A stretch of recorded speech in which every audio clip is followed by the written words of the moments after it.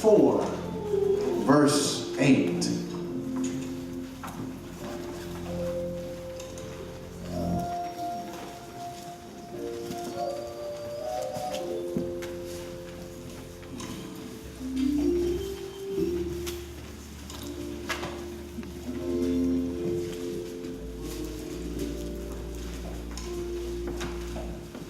Philippians chapter 4, verse 8. Once you found it, would you say amen? Amen. Won't you read that verse loudly together? Finally, brethren, whatsoever things are true, whatsoever things are honest, whatsoever things are just, whatsoever things are pure, whatsoever things are lovely, whatsoever things are of good report, if there be any virtue, and if there be any praise, think on these things. Amen. We want to continue our study of maintaining a kingdom mindset. Subtopic, thinking like a boss. Amen. You may be seated.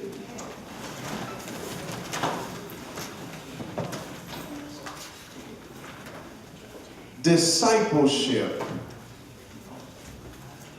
Christian discipleship is purely spiritual. We talked about last time that the problem is that the Christian tree has become a hybrid tree. Hybrid is an offspring of two cultures or traditions. And because of the hybrid tree, the offspring, the church itself is too divided. The black church, the southern church, black Christianity, southern white Christianity, middle class church, lower class church, millennials, boomers, busters, and you have all these different fractions and fragments that we call church, and there is not a monolithic voice amongst those who profess to be part of the church. So much so that when you hear that one is a member of a church, you often have to do research to find out what that church teaches. And so to say that you are a Christian doesn't mean you agree with another Christian. Because it's a hybrid church. And what has happened is that the culture has made people believe that everything needs to be conformed to their liking. If you don't like this church, just shop for another one that you do like. And if you like it, join that church, and then you find out that it's imperfect and you don't like it, so shop again. And if you get tired of the people at the church, just stream it online so you can get church and avoid the people. And so everything then becomes consumer friendly. And because it's consumer friendly, it's difficult to get people to commit to anything. They volunteer and say, I'll do it.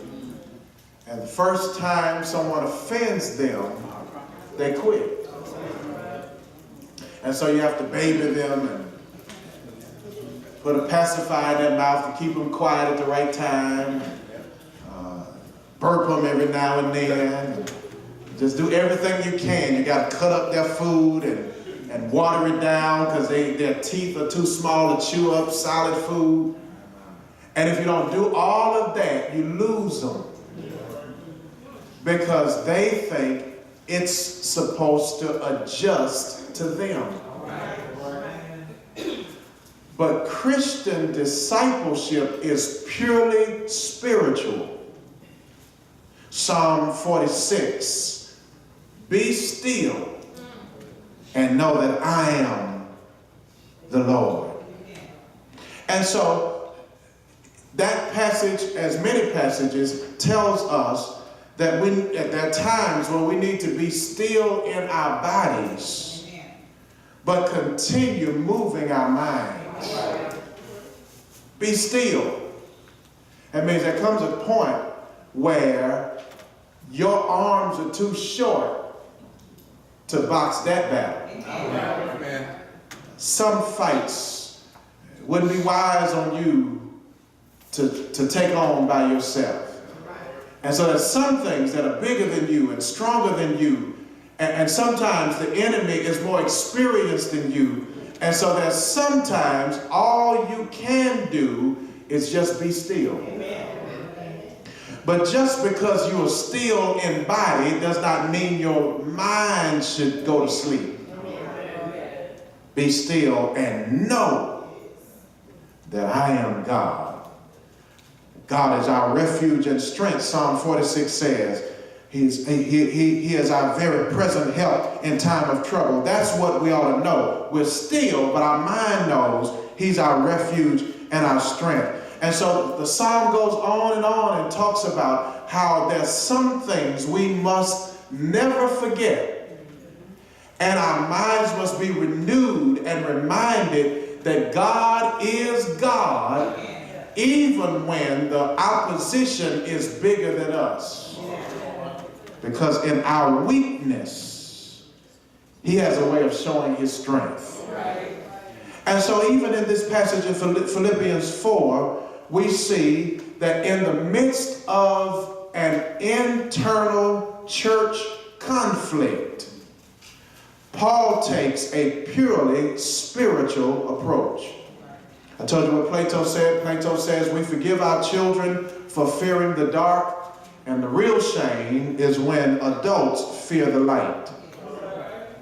Discipleship is about the light. It's about discovering a sense of purpose. And the sense of purpose always details what and why. Follow me, Jesus says. That's the what. The why is, I will make you to become fisher of men. So then the purpose is, number one, I've got to follow Jesus. Now what that means for each individual, it is as you follow him, you begin to see the implications of what that means. And how you know you're following him is because you become a fisher of men. Amen. In other words, if you are not winning others, it's because you're not following him. Amen. And if you are following him, you are winning others. So then, if you're on the lake all day, the lake proverbially metaphorically being the church house, you're on the lake all day, and at the end of the day, you have no fish. It might be that you've been on the lake but still not following him.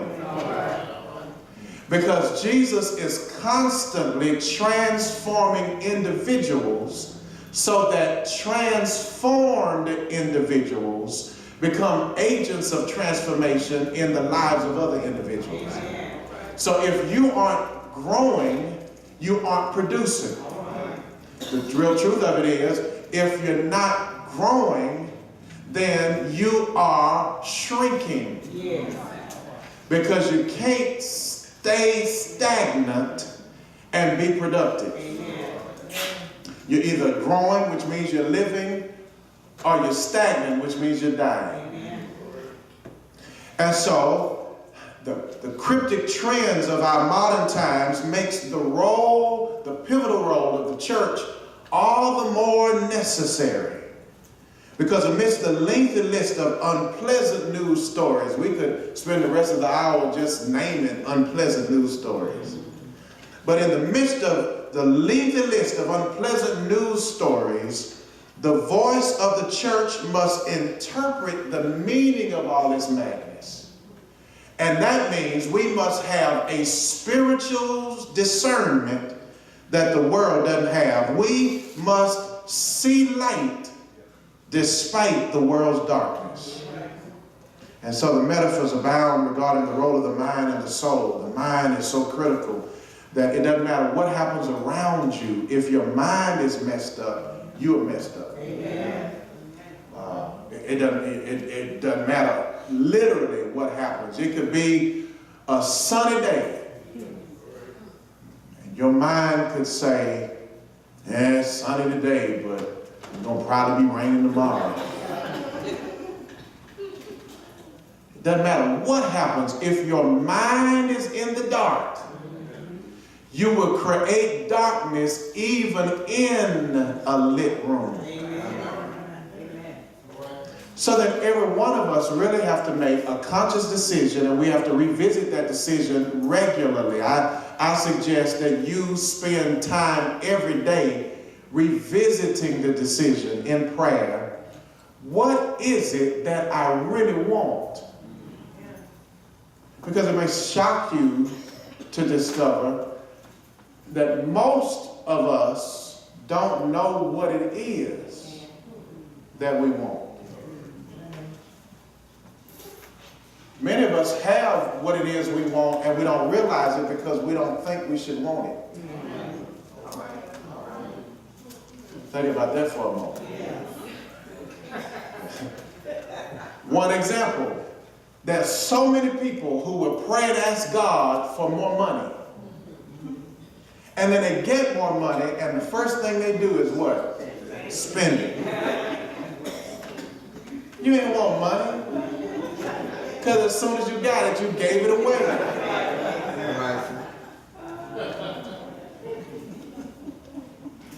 And so what most people want is happiness, and they believe more money can buy happiness. So then they get a little money and they buy momentary happiness, and then the happiness runs out, and then they go back and ask for some more money. And then when they get a little more money, they go and purchase a little more happiness, and then they need to ask for some more money again. And so the problem is they don't even know what it is they want. What if you could get what you want and didn't need money to get it? All right. What if you can find happiness at a concert where the ticket is, I don't even know what they run now, but let me say $35. Am I letting you know how long it's been?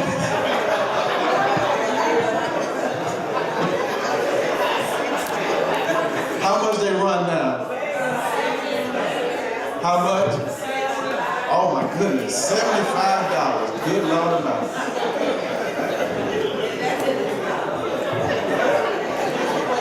And somebody saying that ain't even up close, that's way up top. $75. So you spend $75. And brothers, if you take somebody with you, you done spend $150.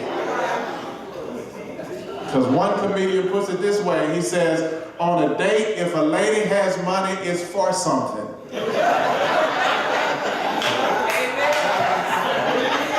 If you got $75 and she got $75, when y'all come together, y'all got $75.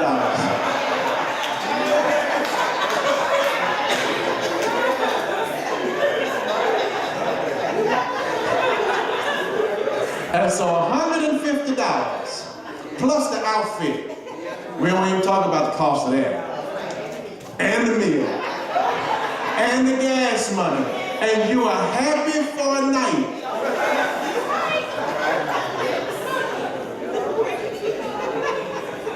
And you spent approximately $300 for momentary happiness. What if you could get happiness and joy in the house of the Lord and only leave a $50 offering? I had to throw that in. I mean, you would have spent $300, you would have saved $250.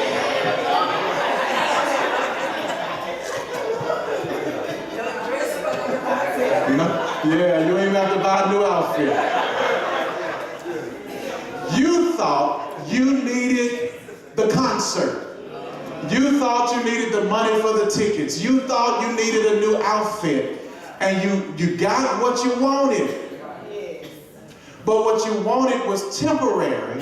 And because you got your temporary fix, now next week you got to find the money to find something else to do. And once you learn how to have that happiness and joy in the sanctuary, you'll start learning how to create it at the house. So that every day can be a day of thanksgiving. The psalmist says, Psalm 23, David says, the Lord is my shepherd, I shall not want. Because he's my shepherd, he reduces my requesting. Many people are miserable, frustrated, cynical, hard to get along with because they're trying to buy what God offers for free. And when you purchase it, it runs out. And so it's really about your mind. If you get an empty glass and you pour in the glass, you pour, and then you run out of water, you look at it and it's halfway filled, you say, well, didn't fill the glass, but it's half full. But if you're given a full glass and you start drinking, and you drink and you're like, I'm still thirsty, it's already half empty. So if you're pouring in, it's half full, but if you're taking out, it's half empty. Same amount, but your mental perception tells you how to view it. Right. And so then Christian discipleship is really a process of spiritually transforming the mind. Amen. There are some people who will look for quick fixes to things because the process can be painful. But the